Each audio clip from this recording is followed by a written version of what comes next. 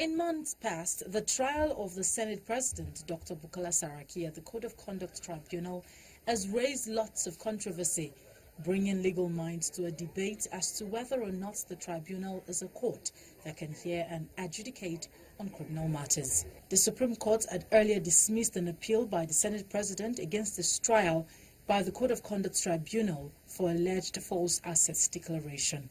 My Lord, I haven't had the opportunity to say it, but I remember there was a major case being done. These issues form the crux of the discussion at the inaugural lecture of Ben Nwabweze's Center for Studies in Constitutional Law and other related subjects. Let me just say one thing. The crucial importance of the Code of Conduct in the fight against corruption. Some people say that I am against the war against corruption.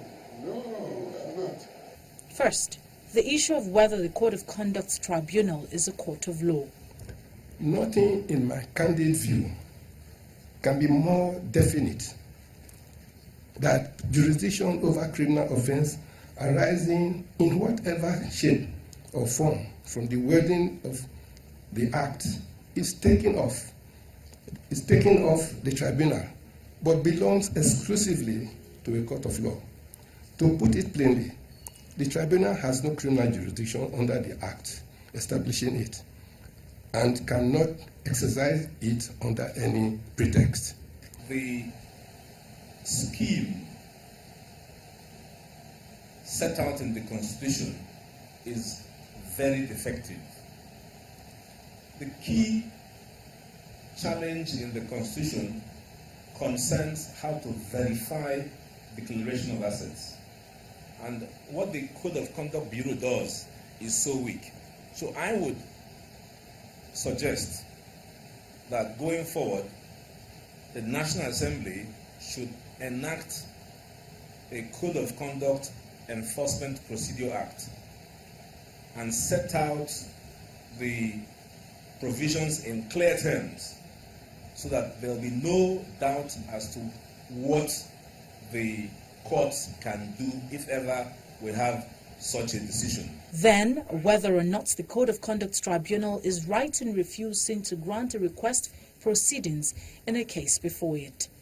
The first and the most noteworthy distinction that I intend to make is that under Section 318 of the 1999 Constitution, members or officers of the other tribunals not specifically mentioned as courts under Section 6, Sub 5 of the Constitution, including the Code of Conduct Tribunal, are not included in the list of judicial officers.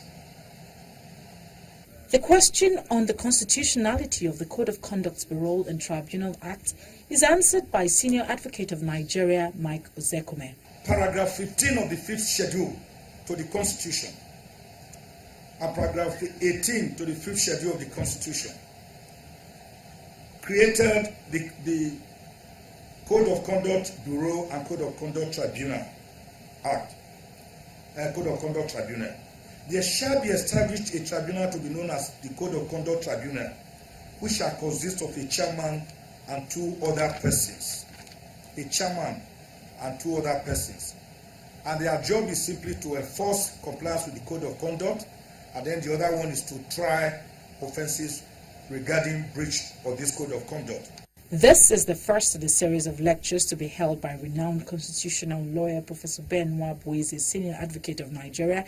Subsequent lectures will dwell on subjects related to political and national issues. Victoria Ido, reporting for Channels Television News.